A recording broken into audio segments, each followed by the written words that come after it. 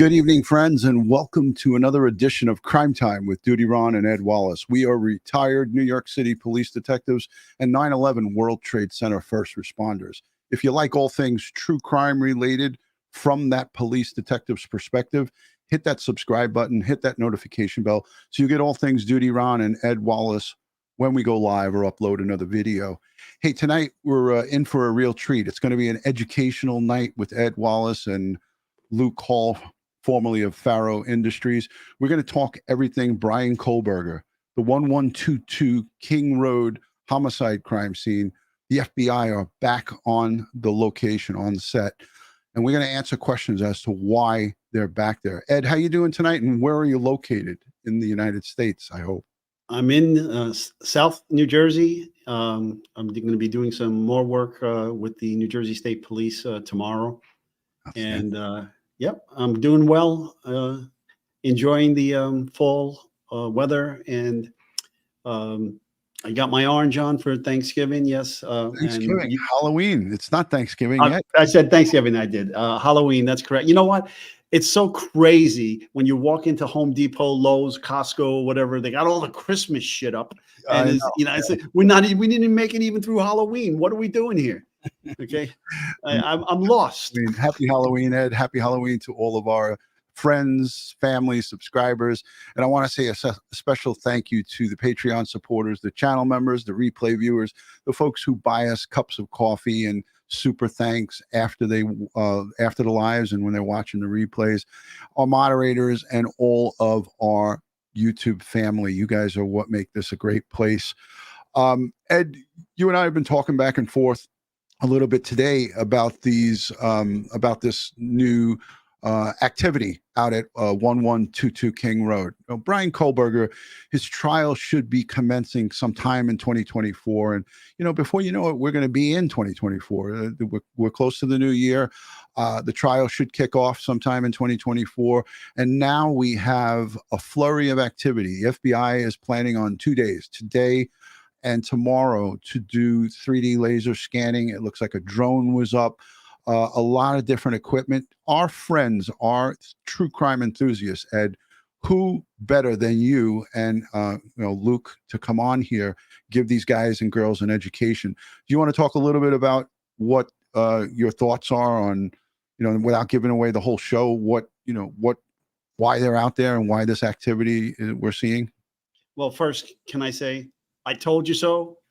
Okay, because they wanted to tear the house down. They wanted to tear the house down. And I kept saying, it's better to have it and not need it than need it and not have it. Well, here you go. They got it in their heads that they needed to go back to the house to do some more extensive scans.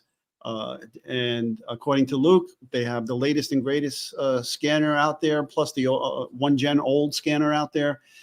The only thing I can think of is that the previous scans done by the state and locals weren't of the resolution quality that they needed, and they wanted to go back out there and use the better scanners at a higher resolution to get more detailed information.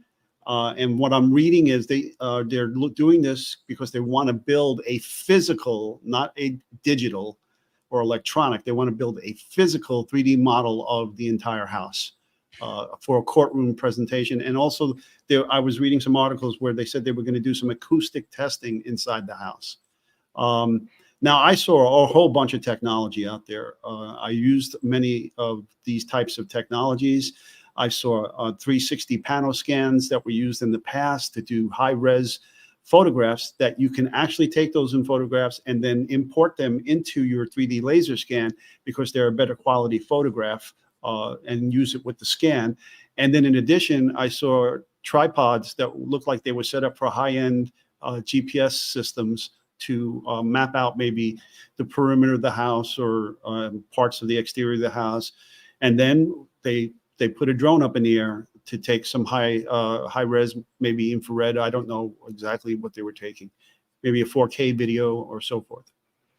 I'm going to show a little bit of that right now, and then we're going to bring Luke on, and we're going to have a full-fledged conversation. But for those of you who are in the chat, hold your questions to a certain point. I think when we get to the halfway point, I'm going to open up the chat to questions for Ed and Luke. If you have questions as it pertains to the, the meaning of the reasoning maybe behind them going back there and doing this, we'll try to answer those questions. Of course, we don't know 100%, but we can give you our expertise from a law enforcement standpoint. Here's a little piece, and then we're going to have Luke come on and hang out with us for a little bit. Right now, the FBI is back on scene in Moscow at the home where 4 University of Idaho students were murdered nearly a year ago. And they'll be there at least through tomorrow. Now, this is new video. Take a look from today. They're collecting measurements to build visual and audio exhibits, as well as a physical model of the home where Ethan Chapin, Xana Kronodal, Madison Mogan, and Kaylee Gonzalez were killed on November 13th. The suspect in the case, Bryan Kohberger, has had his trial delayed indefinitely. So FBI investigators are using this additional time to build the models, which could take months. The school says they still plan to tear the house down, but no word on when that will happen. And just a few hours ago, KTVB received a statement for the families of Xana and Kaylee about the demolition of that house. They said in part, the King Road house is one of the most critical pieces of evidence in this case. We are grateful that the University of Idaho listened to the family's concerns and delayed the demolition of the home. And you can read that entire statement right now at ktvb.com.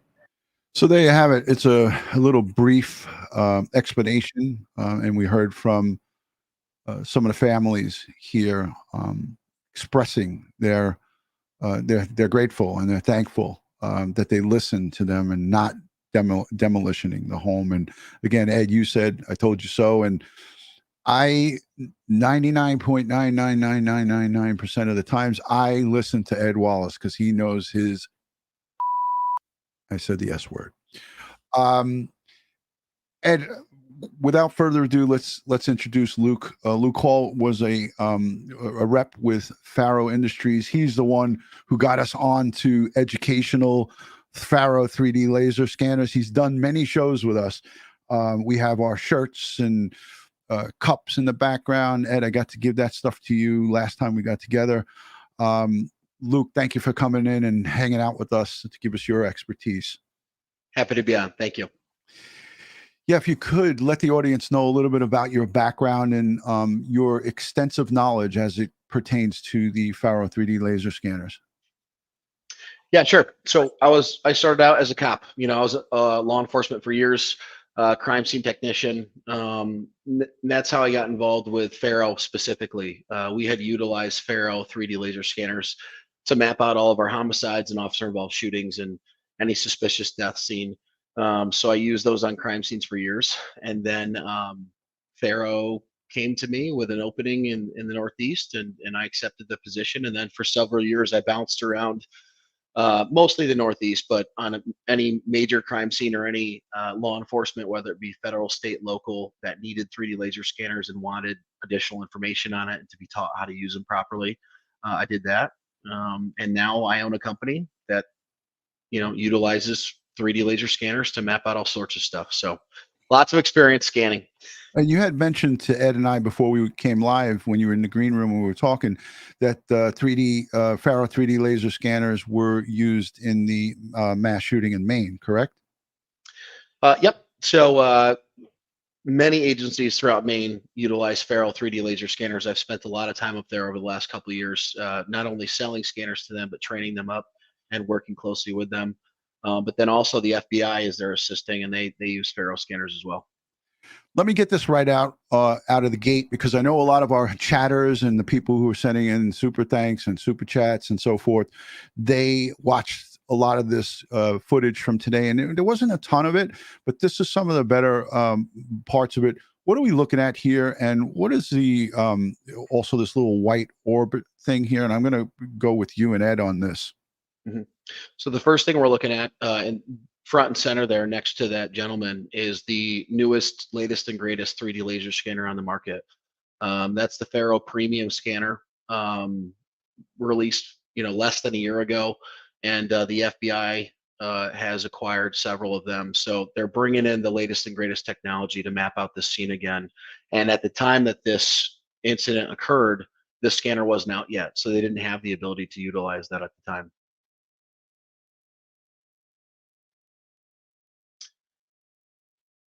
Okay. All right, Ron, we lost you. No, And then the I'm thing, here. I'm here. I was just saying Okay. there was a side by side with two separate. I didn't realize I wasn't in the show. I took myself out, so I was talking and you guys weren't hearing me. There was an earlier piece where it showed two tripods. This woman right here, this female agent from the FBI, she had a second Faro 3D laser scanner, and it had badging on both sides. Yeah. That was, you were saying, the Model 5 or something like that. Yeah, so that was the Model 8. V8. Okay. Yep, the V8 scanner. And the difference between the two, just for the listeners that are a little bit more technical, the premium laser scanner, the one that we're seeing here, the newest one, is much faster. It's about twice as fast as the other scanner, yet it captures approximately 2 million points per second as it's scanning, physical data points with an X, Y, and Z axis. It also has a much higher resolution, high definition camera built into that scanner. So it's not only taking, millions and millions of physical data points as it spins around, it's also capturing very high resolution photographs. Now, would it make sense for them to, before I let Ed take over, would it make sense for them, because I'm going to ask some user generated quick questions here. Would it make sense to them if the FBI is here to do this whole location like you talked about in a previous live stream with us, that you went to a school and you scanned the school for school safety, and for if God forbid there's a mass shooting inside a school? Would it make sense for the FBI to come in here and do this whole location over? They're going to be there for 2 days. So people want to know, are they just taking this doorway, or are they looking at this whole 1122 King Road location, Luke? Yeah, so it's hard to tell. All right. Typically, what they would do, the nice part about 3D laser scanner technology in general is once you capture a scene, you can always go back 10 years later, 20 years later, doesn't matter when, and you can start at the last known point and then continue scanning outward to capture more of that scene. So likely what they're doing here is they captured really good high resolution scans of the interior of that residence, probably some around that residence as well. But if they're starting at the door and they're working outward, they're probably trying to expand their investigative scene from what they got before, just to fully map out the exterior around that crime scene.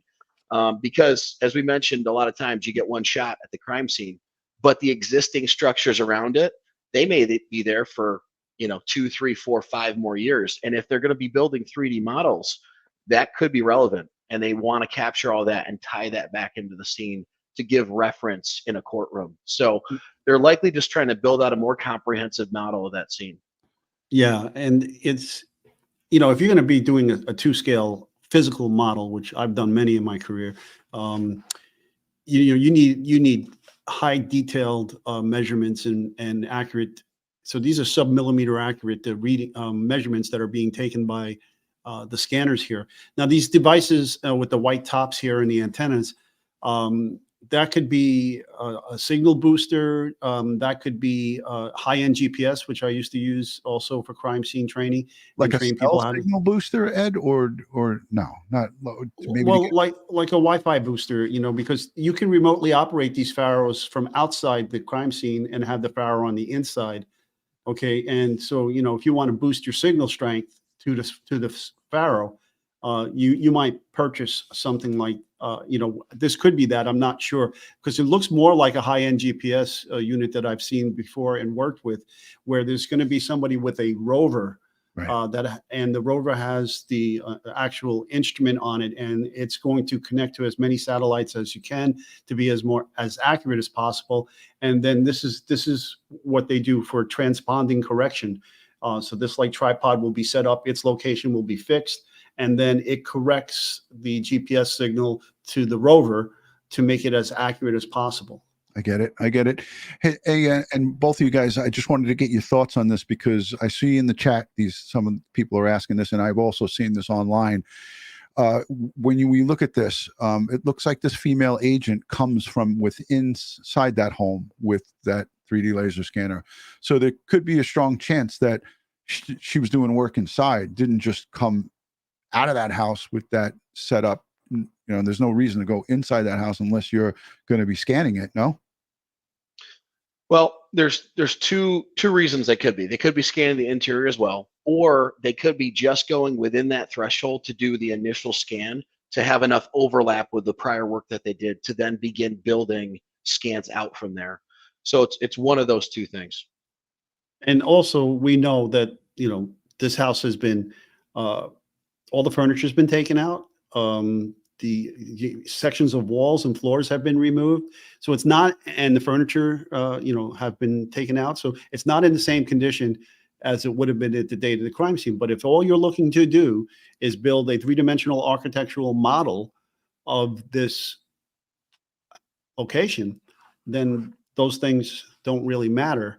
You know, you could use other data sources from the previous scans and photographs that were taken to digitally put those or build, in this case, physically build those furnitures. For instance, if you couple our 3D laser scans with a 3D printer, 3D Laser printer? no, not a laser printer.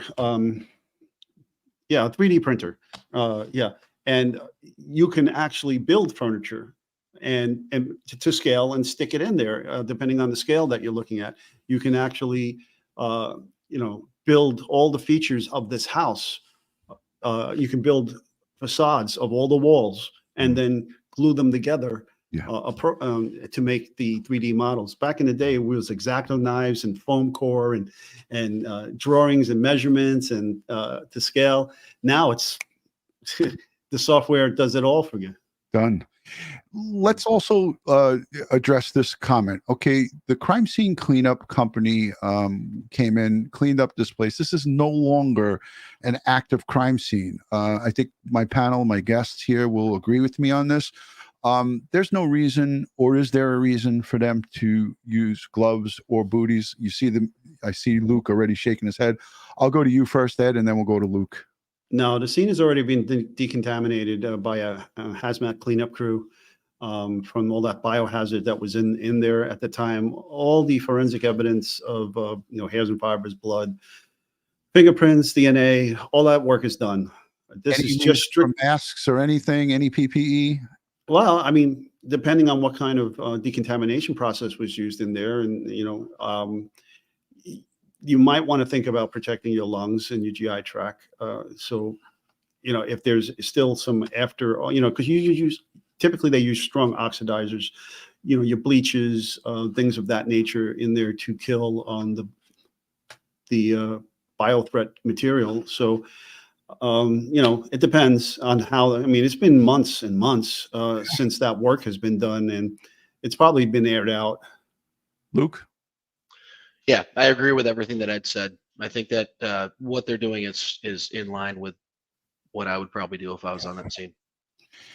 I'm going to show a little bit more from our good friend Brian Enton. I think he borrowed this from a local news reporter. These are FBI agents, and I know Ed and Luke can also agree on this.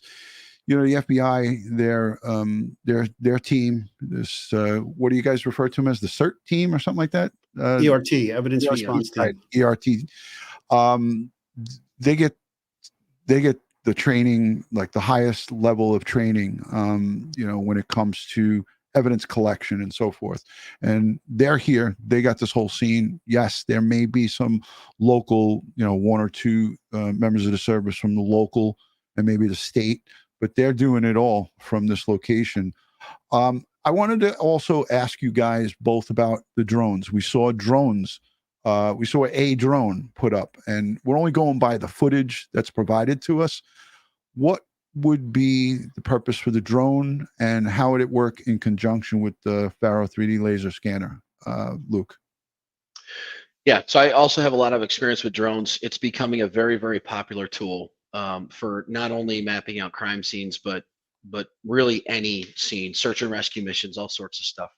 Why they would be using it here is to get aerial imaging, really high res aerial imaging, and or capturing many photos from above and on the side of that the residence and surrounding area, because once they capture all those photographs, they can bring that data set or all those photos into a software and create a three-dimensional model out of just photographs. And then what they would do is they would take that model and they would attach it or mesh it to the 3D laser scan that they're doing as well. So you would have just a more robust, complete model from the drone. And obviously the drone's going to get data that the scanner could never get from being up high in the sky and flying around the soffits and windows and stuff. Great tool to be utilized. But I love Ed, what you said, and I'm going to go to you now. But what you said before we were live, you're like, well, let's see what kind of drone it is. Like, you were really interested in seeing the technology, right. And I'm sure that FBI has top-notch stuff. No? Well, I would hope so. I mean, our tax dollars at work, right? But some drones have LiDAR scanning capabilities. I'm not sure that this drone had that because I can't tell from the distance away, and that's what I was trying to say. Is it just taking high-res photos, which again using photogrammetry software, and you can build out a three-dimensional model just from the photos. This would be of the exterior, mind you, of the surroundings to this house. But if it had the LiDAR capability, it can do 3D laser scans from the drone. Yeah. Absolutely. And I mean, this type of technology, and again, it evolves. It just continually evolves as time moves on. Brooke Nicole says, why is it a special team from the FBI and not the Moscow Police Department? Ed? Well, I remember back in the day before all these scanners, the FBI in Quantico, not Quantico, at the FBI field office in Washington, D.C. had a special unit this is all they did was build models of their crime scenes. I visited them when I went down to Washington, D.C. on a couple of cases, and I actually worked with them. And they were great at what they did in building these 3D models. Mm-hmm. And to add to what Ed said quickly, now we have the capabilities with that new premium scanner that they have on scene. If they chose to, while they're scanning that scene, that data set could go through the cloud all the way to Quantico to that unit, and they could start building that model very shortly after those scans are complete. Mm-hmm. And like Ed said, they're top notch. That's all they do full time is build models and bring in data sets and reconstruct scenes from all over the country. Yeah, so they'll take hundreds of scans of the interior, exterior, and they'll stitch them all together to get the entire image of each floor, each room in each floor, staircases, everything. So they can stitch it all together and have one homogeneous scan of the entire scene. And then again, what I'm being told is that they're using this for a physical 3D model, but you can also now take this and do a virtual 3D model. And then you can cut away the floors and look down into the individual floors and then the individual rooms in those floors. And then you can take snapshots and walkthroughs. You can do walkthroughs with your juror, and you can put the goggles on, and they can walk through the crime scenes themselves and look around the crime scenes, and they can get various vantage points. For instance, we know the height and weight of the surviving roommate that was in there and where she said she was standing when she saw the suspect. Well, we can capture that information, and then the scanner will show you exactly what she could see and not see. So you can do all kinds of line of sight information. While I have you on the screen, and I hate to do this to you, Ed, and put you on the spot, why are they doing this a second time? Did they do this the first time, in your best opinion, with your professional experience? Was all of this done, and are they just doing this to dot their I's and cross their T's, or to get maybe some images that they didn't have? People want to know. Well, I don't know exactly the extent of all the scans that were taken by the state and locals, and we don't know the resolution they did their scans at. I mean, because you can change the resolution on these scanners from very low settings to very high settings. And, with the very high settings, it takes more time to scan than the very low settings. And the low settings don't take as many measurements. So if you're actually trying to build a 3D physical model, you're going to need the most measurements that you can possibly get to make sure that you have the accuracy and that you're building the model to scale. So more is better, is what you're saying. For building models, yes. They may even be doing animations. Who knows? They could possibly use the scans and do a series of animations, reconstruction, or try to show movements inside of the house of the suspect based upon the forensic analysis of the crime scene, the bloodstain pattern analysis, and so forth and so on. Luke, And I'll Rob- present the same question to you, Luke, or if you have something to add to it. Yeah, just to add to what Ed said, a lot of times on crime scenes, when you went to go scan a scene, there would be a body or bodies there, and furniture and objects that you're scanning into that scene to lock in their position so that you can reconstruct that later virtually. If they're going to be taking this to the next level and building a physical 3D model, best practice would be is scan the scene as is when you show up and everything is in position to document where everything was. And then after everything is removed, you come back and scan again to get underneath the body, to get underneath the couch and that wall and every other area that's in there, because that's just going to make a much better, higher quality physical model later on. So as Ed said, more is always better. It cannot hurt to go in and take extra scans because you're just going to have better data when prosecution occurs. Exactly. We put these scanners on tripods, so they're at a specific height. Right. But with furniture and stuff, and it's only line of sight. It can only measure what it sees.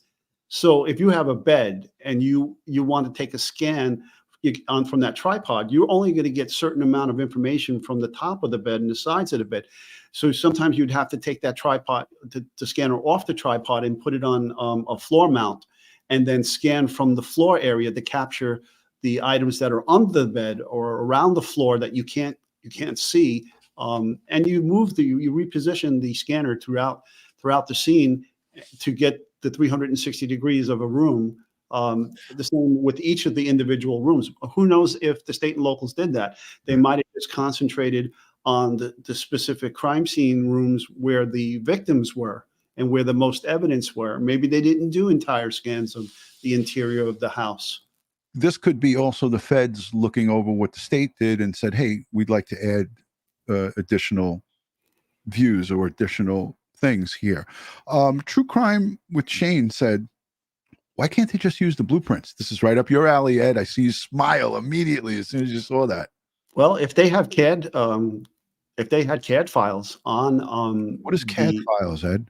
computer-aided drafting or computer-aided design, it's a software. If they have files for this particular house from the architect, and I'm not a big fan of this house, right? Architecturally, it's ugly. But anyhow, that said, if they had those, yeah, you could use the software to build a three-dimensional model using a 3D printer and the proper software. You can feed the CAD information in, and you'll have all that data. But who knows what alterations occurred to the property from the time, or if the CAD plans are accurate to as it is right now. I mean, they could have altered it, and it appears they have altered it. Altered the structure several times from the original CAD files, and maybe none of this is on file in these smaller building departments. It's not like New York City where you can't do anything to a house in New York City if you want to make an alteration without legally, that's to say legally, you can't do anything without filing with the building department and using an architect. Let's go to the chat because I feel like we're here 30 minutes now. We're at the halfway point. I want to say hello to everybody in the chat because the chat's putting in a lot of great questions. It's just that I don't want to derail the conversation that we're having. I have a whole schedule of questions that I want to ask you guys, and we've covered at least half of them as of now.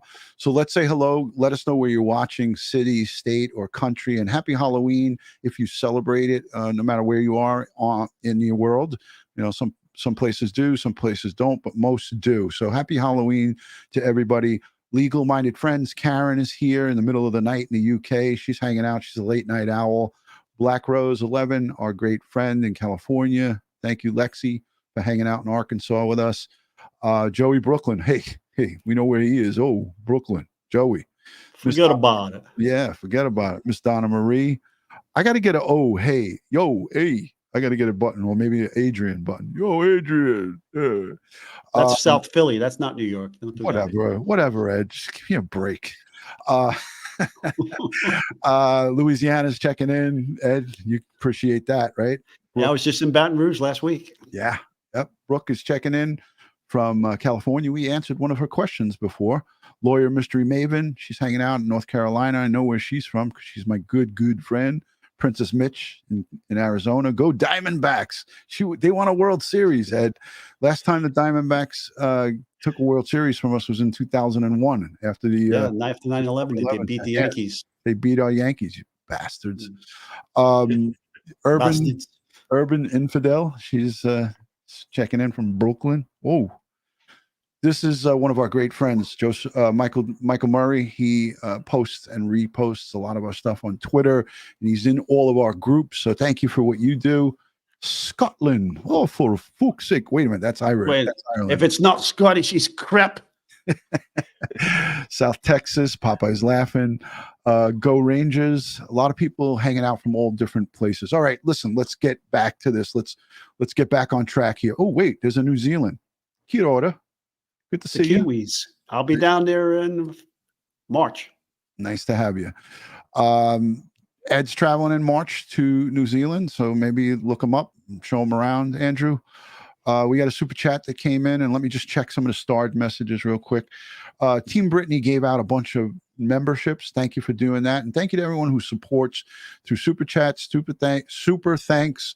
Buy me a cup of coffee. Ed and I are now caffeinated 24/7. Thanks to you guys. Darlene Wolf, friend from Long Island, a former EMT paramedic. Thank you for being here, Darlene. Robbie from Australia. Put another prawn on the Barbie. Our good friend, Lisa Stewart. Happy Halloween, DutyRon and Ed. Showing love. Everybody showing love to Luke as well because he's hanging out here. Listen, I text Luke at like 3, 4 o'clock in the afternoon on LinkedIn. I didn't even go straight to his phone. I went on LinkedIn, and his response to me was, "Yeah, I'll be there." So thank you, Luke. Thank you. Always here to help. Happy to chat with you guys. Let me get one in here, Ron. Our audience loves. I always like to say Saskatchewan. All right, let me continue with Jakey5 and the super chat. Ed, DutyRon and Ed are cracking team. Thank you for that, Jakey5. Cheryl F says happy Halloween, DutyRon and Ed and everybody. Angela, our good friend, a member for 8 months, she says welcome Luke to the DutyRon family. Yeah, he's been a part of it for a while now. There's Team Brittany. She gifted 5 memberships. That's very kind of you. Thank you. Jeff says would love to know your thoughts on Linda Lane camera, the Linda Lane camera, and what it can really hear from 100 yards. You know, it's funny that Jeff just said that because in some of the info, and that's the building, that's the apartment right next to this. Here, let me put this up. So right off to where my cursor is here, off on to the right, there is a building, and there was a camera, a screw-in type camera into the light. Now I don't know. I tried to look up the tech specs on those screw-ins. You know, listen, my Ring video doorbell picks up a lot of stuff, and then sometimes it doesn't pick up a lot of stuff. So it's like hit and miss with these wireless cameras that you have to hook up to Wi-Fi, and they're only as good as the signal that's going to them. But he's referring to the screaming and the dog barking and the video that captured Bryan Kohberger's car. And I'm going to try to find that while you guys talk. But let me finish these super chats. There's only 2 more. Thank you for the $20 from Kansas, Retta. We greatly appreciate it. And then there's Team Brittany again. Did she gifted 5 again? Oh yeah, 10. So a total of 10 memberships from Team Brittany. Thank you for your support. Ed and Luke, anything additional that you two want to add to the flurry of activity that we're seeing from the FBI day 1? They're going to go back day 2. Could this mean that they're going to go in that house? They spent 1 day on the outside, perhaps, and then day 2 on the inside? Yeah, I'll start off. just knowing ERT and seeing how they've worked, they're going to take hundreds and hundreds of scans of that residence, inside and out, most likely. So I would be shocked if they didn't. If they're there, they're going all in. I concur. In them work, and I mean, they would hold down a whole parking lot outside of a supermarket for weeks to scan everything in place and do their crime scene work. All right, I'm coming back. I'm coming back to hold the fort down.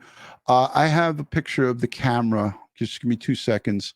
This is old footage, so bear with me just a moment. Okay, wow, that was pretty damn good. Now, sometimes I gotta say I'm good at this stuff. And you're modest too. Hell no! Wait a minute. Oh hell no! Sometimes I'm good, and sometimes I suck at it. But Pardon my French. hold on. Pardon my French, but you're an asshole. Thank you. All right, so this is an interview. Okay, as you guys can see, let me put my cursor here. Where this the front of the blue vehicle, I believe that was one of the occupants. Initially, you can see the crime scene tape is up right here where this rock is.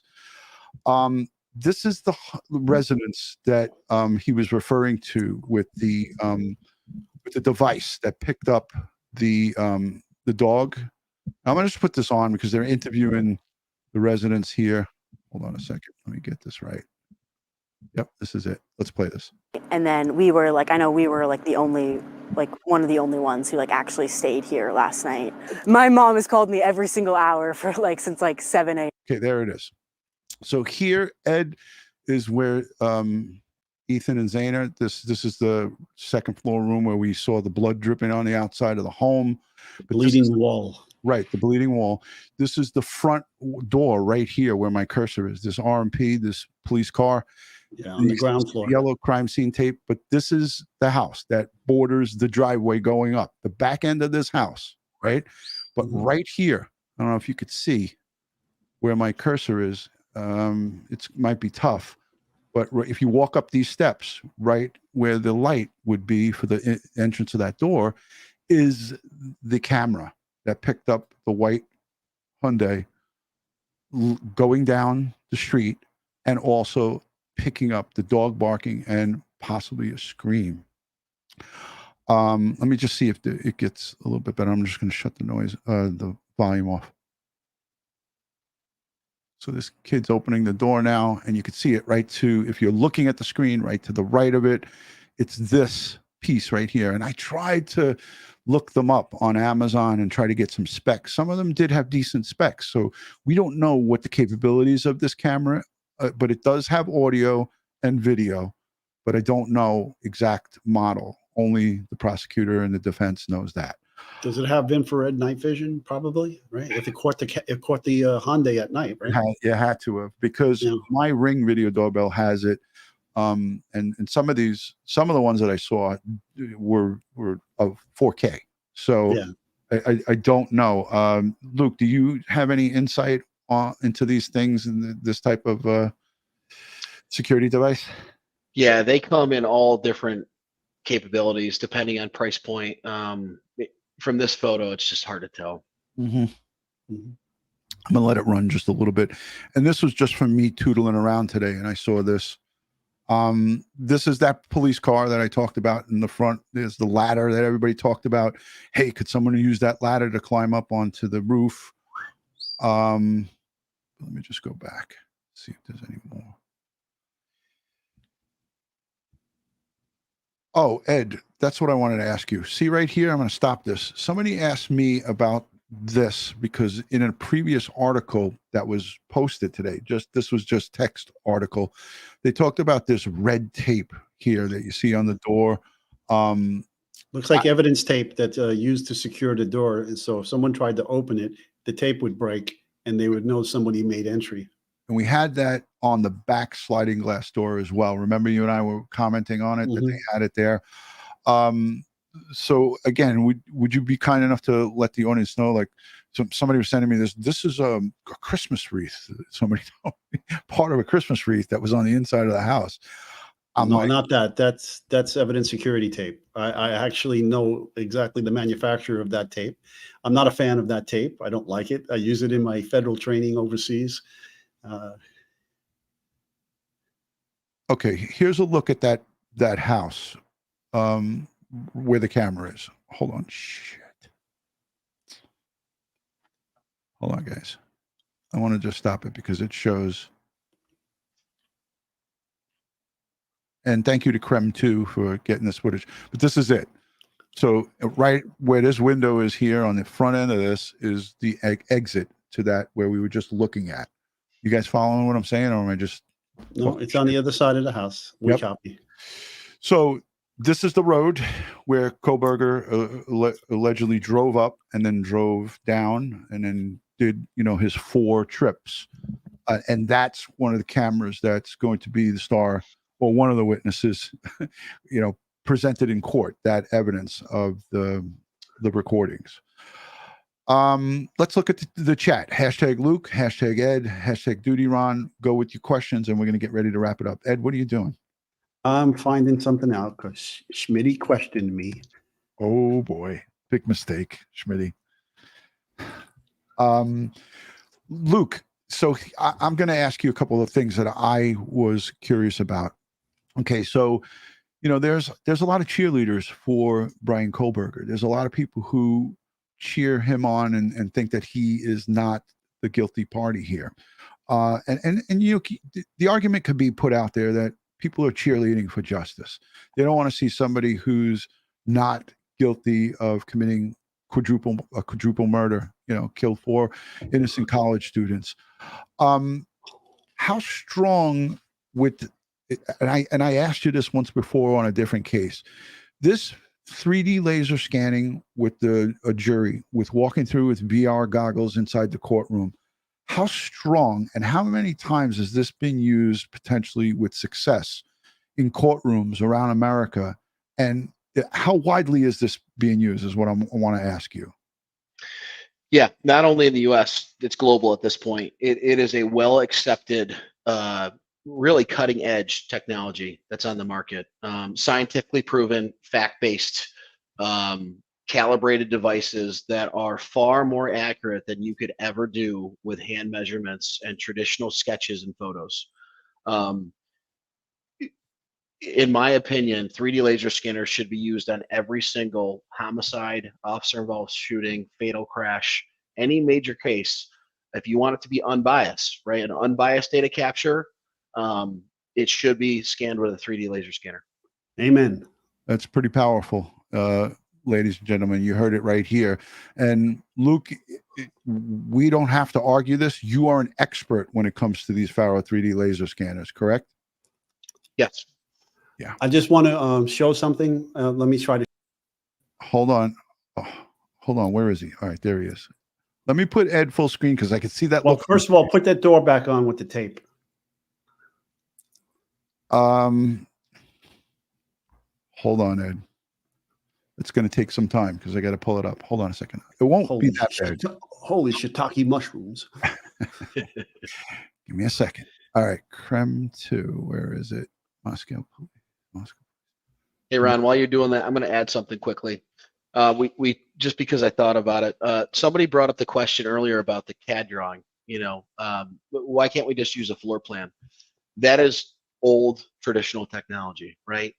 Scale diagrams, but they're all 2-dimensional and a couple of measurements to lock in different hand measurements, I should add, to lock in evidence positions.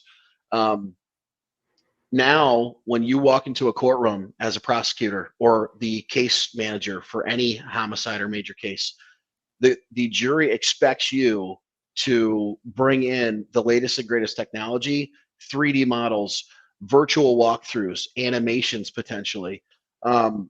You're far less likely to get a conviction now with a traditional top-down 2-dimensional diagram than if you were to bring in a VR headset and put people in the goggles and have them walk around the crime scene virtually so they can see it themselves. It is the future. Wow. Absolutely. Absolutely. All right. Can I share? Or did you get it? Did you find it yet? I'm going to find it. I'm still looking. Go ahead, Ed. Share. Well, no, you show yours first, and then I'll show mine. Oh boy. And we're talking about the tape. Yeah, I can see that. All right, let's see. I Go think. back to the Christmas wreath and the tape. Well, here's the. What? Hold on, Ed. I gotta. There it is. There you go. Right there. Leave it. Hold Ah, on. Hold on. you're killing me, Smalls. You think I got a control room here, Ed? I'm just trying to live my life right now. Weren't you the guy just bragging about this stuff? Am I wrong, Luke? There it is. that- Shh. Okay. Hold on. a Everybody second. see that? Ed, I got a message. Pardon my French. But I'm an asshole. Okay, I get it. All right. Let me present here. Right. All right. Share screen. And let's see. Window. Can you tell us what you're trying to prove right now? Just so we could everybody could. Okay. Can everybody see that? I do. Is that not what's on the door? Schmitty, do you approve? Hold on. I want to get the door picture back. All right. Well, I have to stop sharing. No, then. you don't. I can use. Ed, without question, you're right. I use the same tape, so we're Poor Schmitty. Schmitty Schmack. All right. So All right. that's- I'll stop sharing now. that challenge is over. Okay. Ding, ding, ding. Ed won. But I still like your swing sweat. Swing sweat. All right. Here's a little piece that we played from the beginning. Schmitty said, okay. She gave $2. She paid $2. That's Oh, bail Schmidt. money. That's my bail money. She's good to go. Let me play this. Oh man, what did we do? Okay, there we go. All right, this is from earlier. I just want to play it for the folks who came in late.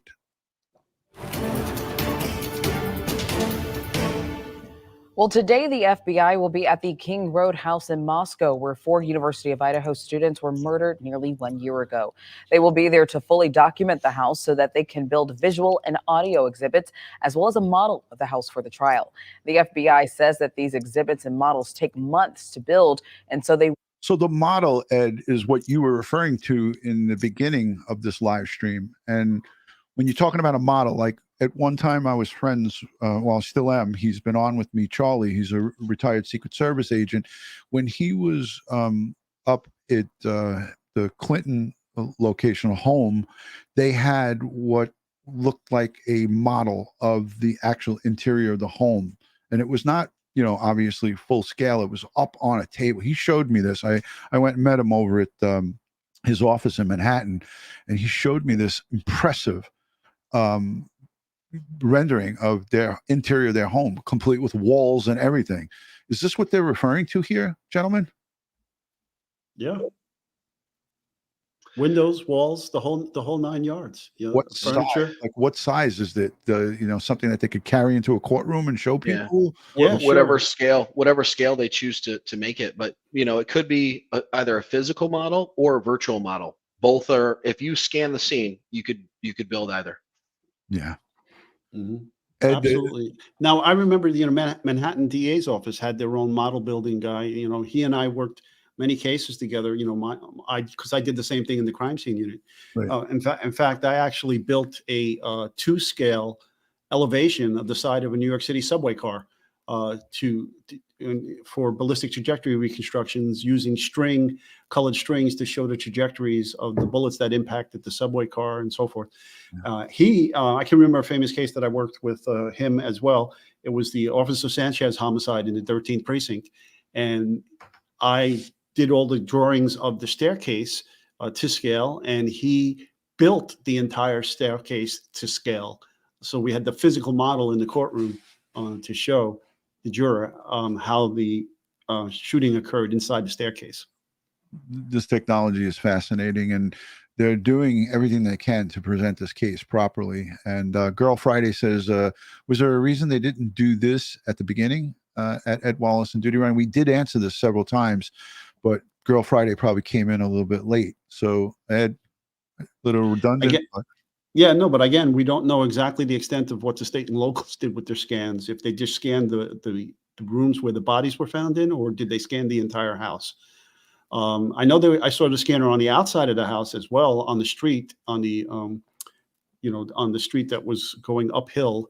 I saw them taking scans there. Right. But maybe they, again, I believe what's happening here is a request was made by the prosecutor of the FBI because all they're doing here is, from what I'm being told, is for courtroom presentation. Right. All right. So they needed to go back and get super high res scans of the entire exterior and interior of every room, not just the murder rooms, to rebuild the entire house to scale. Yeah. Again, the people that are following this case are just going to continue to have that conversation back and forth. But that's why I'm glad that we were able to put it here for educational purposes, for people to hear the possibilities. And again, Ed said it well. We don't know 100%, but these are the possibilities. And I'm thinking they're going to be doing some 3D reconstruction here. They're going to be doing some, maybe showing the vehicles' movement around the house the night based on the cell phone records that the security cameras that captured the video of the car going up and down the road by the house. So they may do an animation or a reenactment of movements and so forth. Do you remember there was a YouTuber, I don't remember her name, it was a female, that did that whole animation of the Kohberger car coming down? I have it saved. There was some parts of it that were off and that weren't correct. Brian Enton showed it. Remember that, Ed? Yeah, I remember. It showed him driving, and it was like this old high-tech, high-resolution, reconstruction. Ed, I'm going to let you take this and don't get too hopped up, Ed. I don't want you to, the blood pressure to soar. But Toy Thomas says, what do you guys think about them not wearing any PPE initially on the first day? Oh, on the first day of the crime scene? Yeah. No excuse. No excuse. I'm sorry. Their standards, we should, some people were wearing it and others weren't. And I don't understand that at all. Okay. It's one set of standards for everybody. And the standard today is to wear Tyvek when you're entering these crime scenes. Okay. I don't know why they didn't do it. And, but in the scheme of things, you have to look at the totality of the circumstances. I'm sure a defense attorney will try to take this little crack and turn it into the Grand Canyon, but the odds are they're not going to be able to do that because it did not impact the evidence they collected thus far that ties Kohberger to the scene. Jeff H., who has been sending us questions, and thank you for the super chat. He says, have you ever seen a murderer drop a tarp at the back of a house to step onto and strip down after a murder, then put the tarp in the trunk of a car? You know what? He's not so far off. In that same case, I just talked about the murder of police officer Sanchez in the 13th precinct. So what happened here was an estranged son was doing a home invasion robbery of his father's penthouse with his father and his new girlfriend, who was living with his father. The father had divorced the mother, and they were estranged, and the son, was getting cut out of the will. So he dresses up like a ninja, breaks into dad's apartment at gunpoint, duct takes them up, ties them up, and puts them off the side, and then gets into the safe. And the girlfriend escapes her binds rather, and goes into the bathroom, picks up the cell phone, calls 911. Officer Sanchez and his partner get separated by this penthouse elevator. The partner gets in, the door closed. Sanchez doesn't get in, so he breaks into the staircase and starts descending the stairs. Well, the son did not realize that the girlfriend had called 911. So he finished his robbery. He goes into the staircase that Sanchez is ascending. He's on the top floor of the penthouse by the roof, and he's taking all his clothes off from his ninja outfit and putting it in a bag. Oh my God. So, because he's changing his appearance, changing his, so yeah, it has happened. Okay. Wow. So that wasn't too far off, as you said. Could it happen here? We're not saying that that's what happened.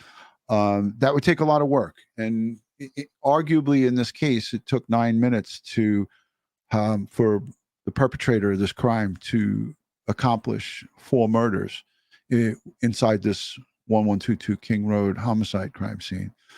That's pretty quick. But Ed, you have processed over 2,500 crime scenes. Is that outrageous? Is that not? Is that something that can't be done in 9 minutes? Can you talk on that? And then I'll go to Luke. To get out of a set of clothing. To commit 4 murders, get out of a set of clothing, and get out of that house.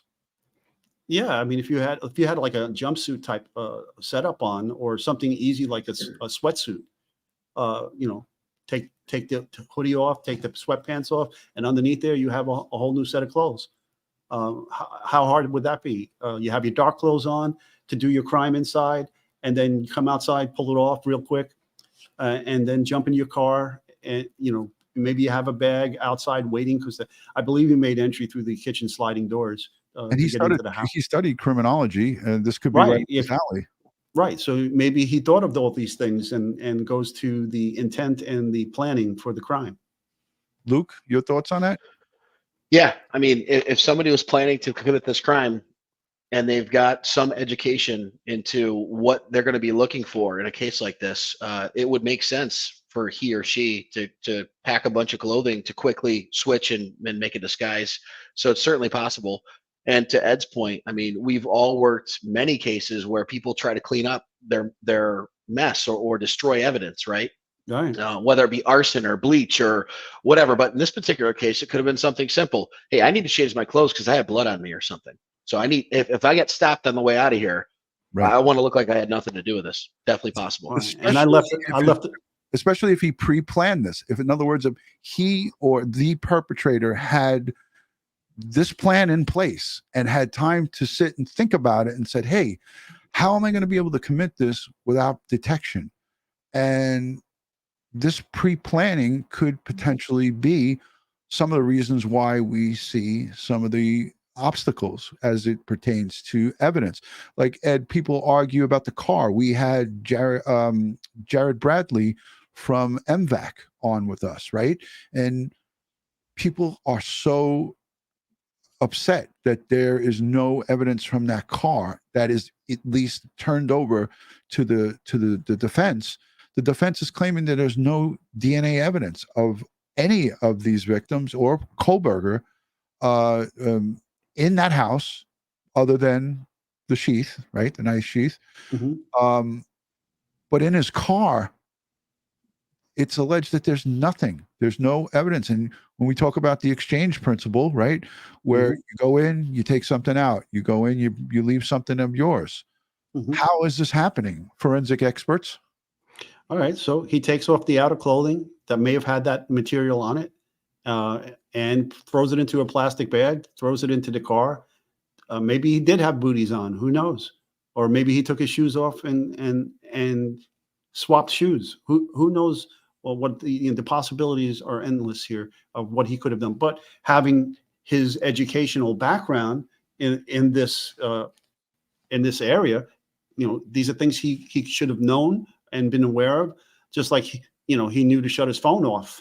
All right, he knew to put it into airplane mode. But if he didn't put the Wi-Fi, shut the Wi-Fi off, then and he accidentally connected to free Wi-Fi from the house or whatever the case.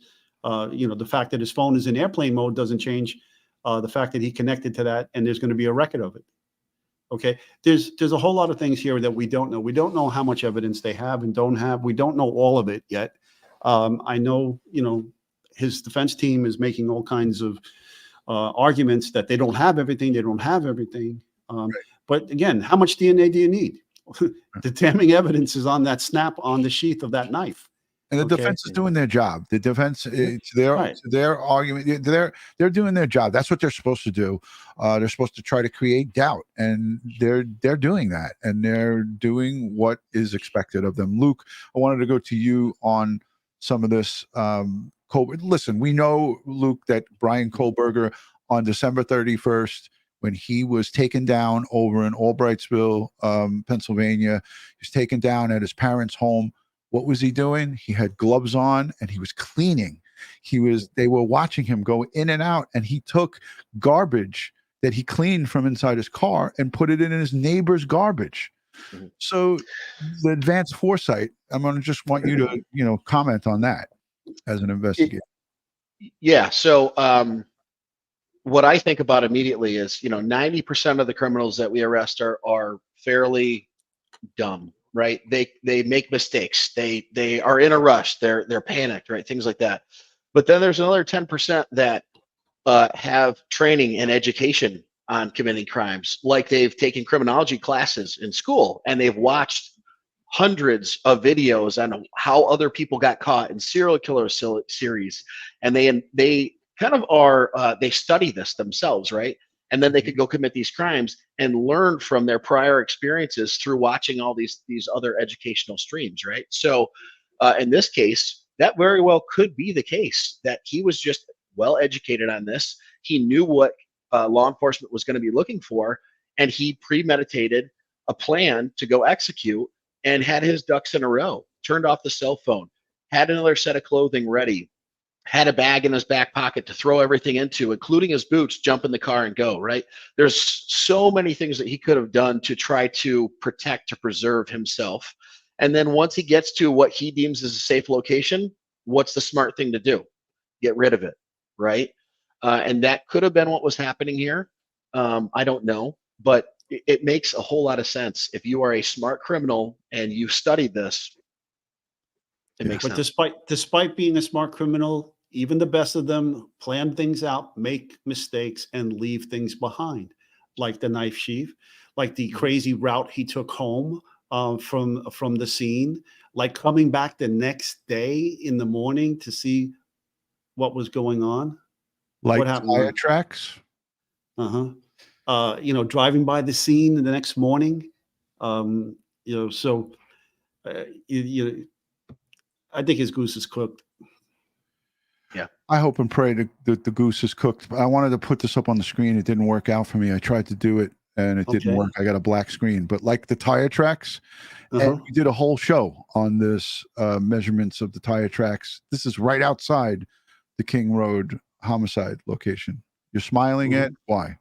Yeah, because there's two sets there. It looks like somebody peeled out from that location, and you see they're taking measurements. They're going to take the length, the width, and so forth to try to get some detail of the thread pattern there. So they can, you have two types of evidence with tire marks. You have class characteristic, which will tell you the make and model of the tire, and the size, all that information. And then if you can get individualistic evidence from that, because, as we all drive around on our vehicles, we create damage to the threads and wear patterns and so forth if the car is not aligned properly and so forth. And then that would leave individualistic evidence that could potentially be linked back to an individual tire. Right. And listen, we saw in the affidavit that they talked about the car doing this herky-jerky 3-point turn and kind of peeling out. And this is what we got. And this is what we're seeing. This is, if you look at this, if you're looking at the screen where these two light, camera lights here set up, these are all news reporters. This is the driveway leading into King Road right here. This is the wall, the little cinder block wall here. So this fits in with what they say in the affidavit, that car stopped and made this herky-jerky 3-point turn and spinned out screeched the tires, and there's your tire impressions. You can easily match these right up to the car that was impounded. Correct, Luke? Yeah, I mean, it depends on the quality of capture of those, right? Did they capture high enough resolution, 90-degree photos of that and take good enough measurements? And was somebody analyzing that able to match it to a specific tire or tires, right? So there's things that go into this. But in short, just from the naked eye looking at this, it looks like there's really significant pattern. Yeah, can we stop it right there? See, all of the previous photos were handheld by the photographer. Now they're getting into the detailed photos to try to get the minutia. They put the camera on a tripod now. They have their scales down on the ground, the length, and they have the L-shaped FBI footwear scale down to give some dimensions to the tire treads here. And so they're going to zoom in and they're going to use oblique lighting techniques with that flash from various angles around the tire impression to cast shadows with the light over the tire impression to give a 2D image, almost a 3D image. And then you'll have to get a forensic tire impression analyst to look at this and see if it's of value, what's called of value. If there's some value to the information that they captured in the photograph, where they can, at a minimum, do the class characteristics and say, okay, this is a Michelin R14 175 tire. The photographer with the dark, the lighter color blue jacket that's got the hair and the bun in the back. Yeah. Like she was, as you were saying that, she was instructing her on where to put that light source here. Watch, look, she's saying down and then forward. Right. She wants to get a nice oblique angle to create that shadow effect. Yeah, she's telling her. Yeah, and that has to be perfect, as Ed knows. You know, it takes time to get it right. So they're going to spend as much time as necessary to get the perfect angle on everything. And that lens has to be 90 degrees to the image they're shooting. So what they would normally do is find an angle finder on the street, because obviously you see that street has a grade to it. And then you can put a bubble level on there and you have to match that angle to the back of the camera so that the lens is parallel to the tire impression that you're taking a photograph of.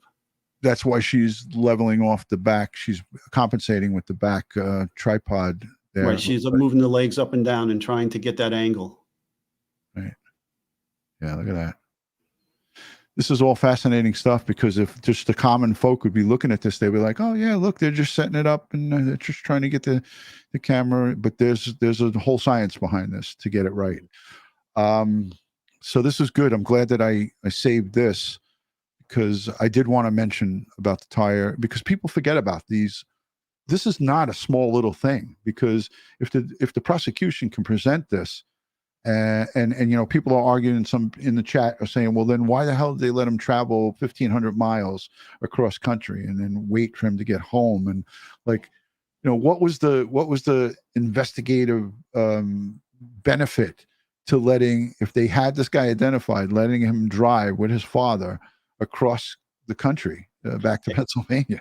Rod, we had this conversation. What would we have done in New York? He would have been taken down. Yeah, we would have brought him in for questioning. Right. We would have brought him in. We would have seized the car. He would not have been allowed to drive across country like that. It's just amazing. And that the FBI and the U.S. Marshals got involved, and local and state, they all traveled across to Pennsylvania, and they watched him, like with high-powered lens, you know, like surveillance equipment, and watched him at 4 o'clock in the morning. But apparently they lost him on the drive across country, and they had to ask for help from the state police who did that car stop. Yeah. It's frustrating, to say the least. We got an hour and 8 minutes in here. I want to just go to the chat again and say thank you to everybody who's been civil in the chat. We love that everybody can be not on the same page, but again, express yourselves without being nasty. So thank you to everybody that's been in the chat. We looked and tried to answer as many questions as we can. I just want to go around again to the two professionals here, the experts in forensics. Anything else that maybe, you know, for people who are following this that really don't have a good grip on technology and how it comes into play in these cases as they're presented in court? I'll start with you, Luke. Yeah, I would just reiterate that, you know, they appear to be doing what they should be doing, right? They are using the latest and greatest Faro scanners on the market and the forensic software to reconstruct the scene.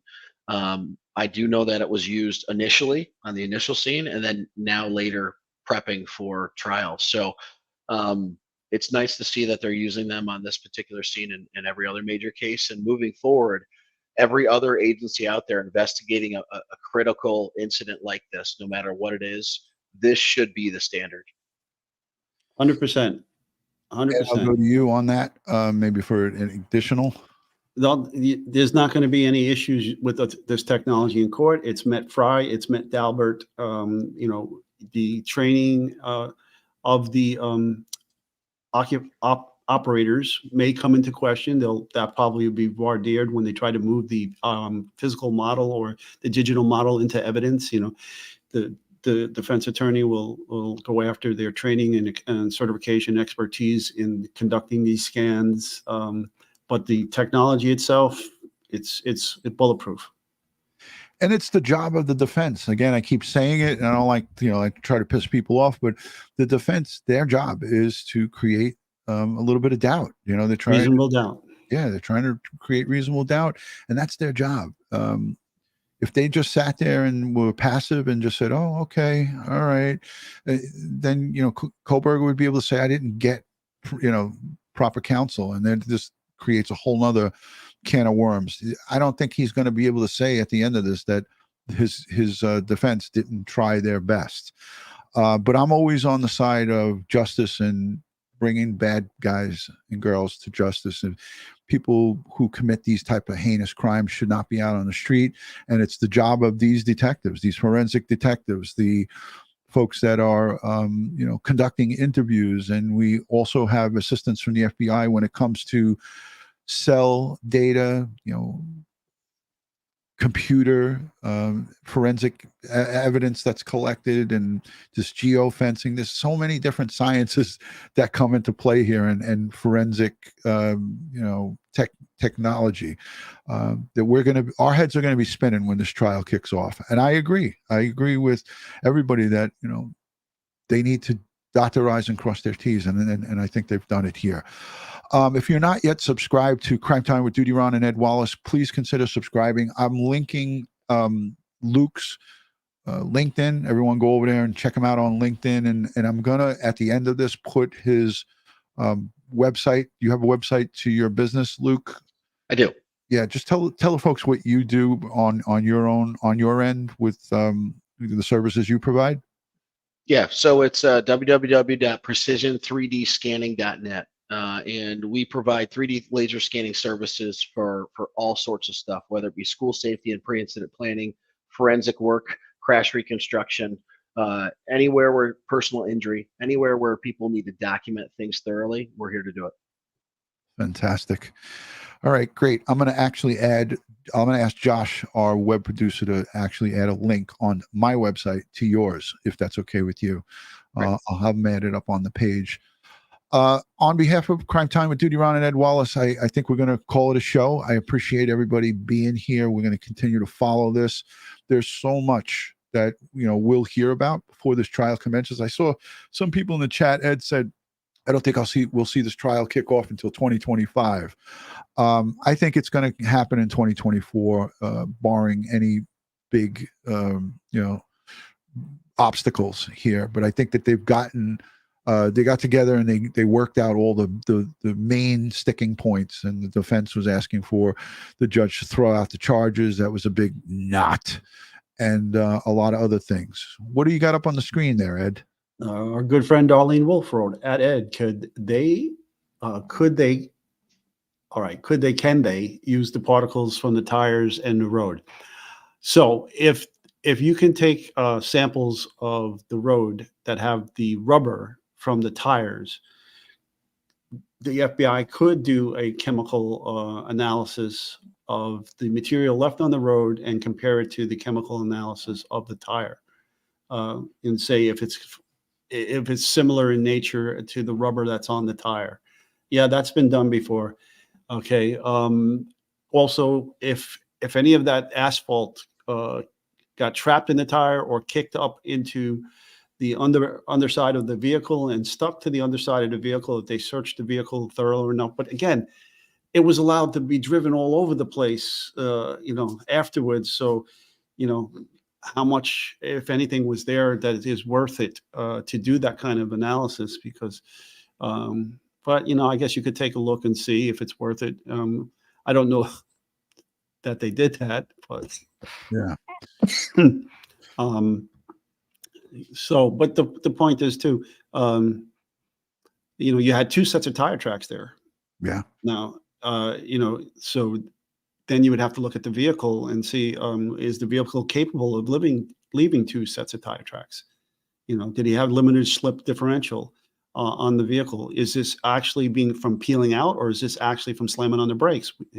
What type of tire marks are these? Yeah, the Elantra is a front wheel. I looked up that make and model. Mhm. And it comes in. It's front wheel drive. There's no Right. all wheel drive for that year and make Elantra, and it wasn't it wasn't the limited version. It wasn't a sport version. It was like the base model. So those come with front wheel drive. So Right, both, and typically, like I've had front wheel drive vehicles, and they typically come with limited slip differential, which means that when you step on the gas, both tires are going to be powered. Yeah. As opposed to just one tire being powered. and that would make sense here with these the double tracks here. Mhm. But again, it's got to all match up. So we'll see. As this trial kicks off, we're going to be paying close attention to it. Judge, that's his name, Judge John Judge. Judge wants cameras in the courtroom. The defense argued that they didn't want cameras in the courtroom. He said he's going to want more control over the cameras. His big sticking point is that the press was not listening to him. His orders were, don't zoom in on the defendant. And what did the press do? They zoomed right in on the defendant. So they officially, they get this mark. Pardon my French, but you're an asshole. If the judge tells you not to do it and you want to have cameras in the courtroom, then you got to listen. You got to play nice. And unfortunately, they weren't playing nice. They couldn't help themselves. They had to zoom in on Kohberger's face, and they did it after Judge said, don't do it. But be that as it may, I appreciate everybody being here. Ed and I thank you. And as we always end these shows, we want to send strength, prayers, and positive vibes to the people in Moscow, Idaho, and surrounding communities, the victims' families. This is about Ethan Chapin, Xana Knodel, Kayla Gonzalez, Madison Mogan, their extended families, friends. A lot of people are affected by this. The police, the first responders, the investigators, and everybody that's behind the scenes that are working hard to bring justice for these people. Ed, I know you got something to say.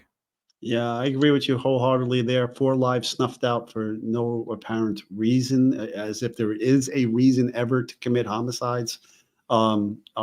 Obviously there's justifiable homicides, but that's a different story in and of itself. But folks, yeah, thank you for your participation tonight. I wanted to tell you, as usual, stay safe, please. Stay prepared and watch your 6. Luke, I go to you for last words for the folks. Well, thank you all for sharing your time with me, and I look forward to being back on one day. See y'all. Thank you, Luke. And good night from Crime Time with DutyRon and Ed Wallace. We'll see you on the next show. Peace and love, guys.